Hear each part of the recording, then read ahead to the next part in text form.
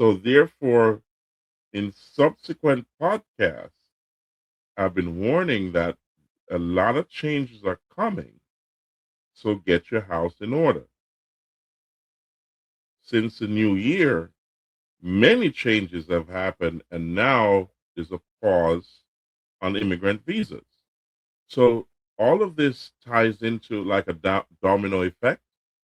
So therefore, if you remember, millions of people walk through the border, and coming into the United States, they abuse the system. Now the government is recalibrating everything. It's not business as usual. If you can remember, in previous podcasts, I said things are going to change and they're going to get a lot worse before they get better because they got a clean house.